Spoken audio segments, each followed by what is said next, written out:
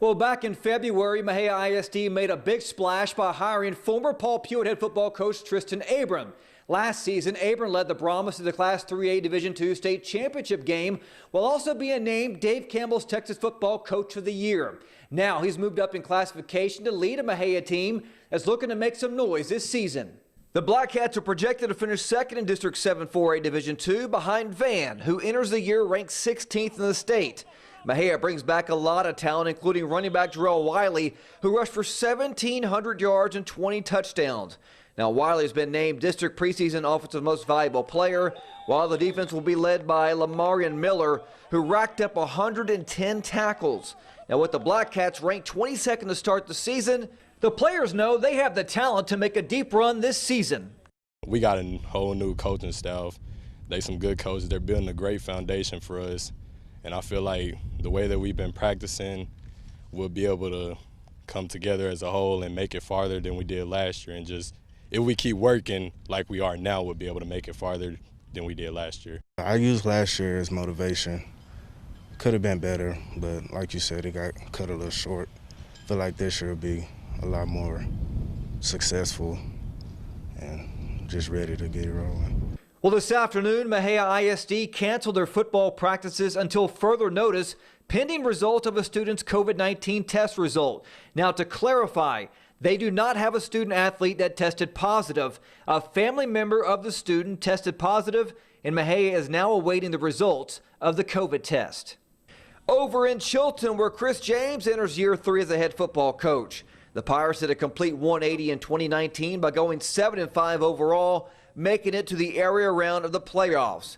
This season, they're picked to finish third in District 10 2A Division II behind state champion Mart and preseason number 7 Bremond. Chilton does bring back a lot of experience, including quarterback McKellar Cook. James spoke about what he thinks the biggest strength is right now in fall camp. Their unity. These guys have been playing a lot of ball together since 7th grade, 8th grade year. And just their unity coming together, and just a lot of them just knowing what the other guys' movements are going to be, that way they can react off that. I say our experience. We have a lot of returning starters from last year.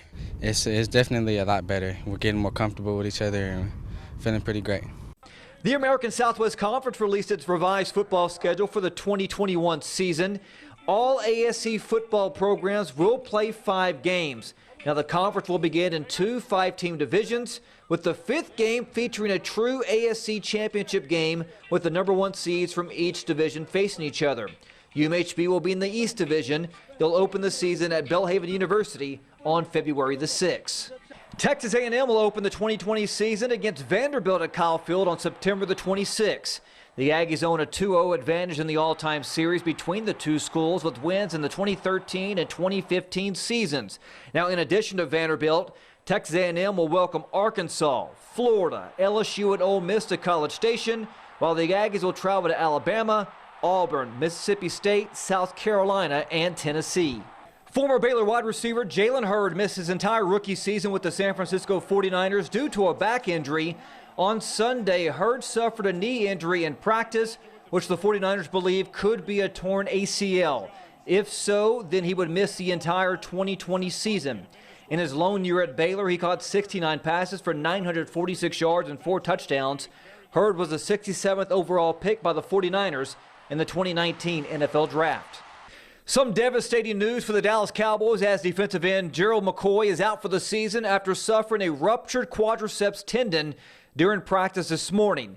McCoy fell awkwardly during an individual period while he was working against nose tackle Antoine Woods. He fell on the ground, clutching his right knee.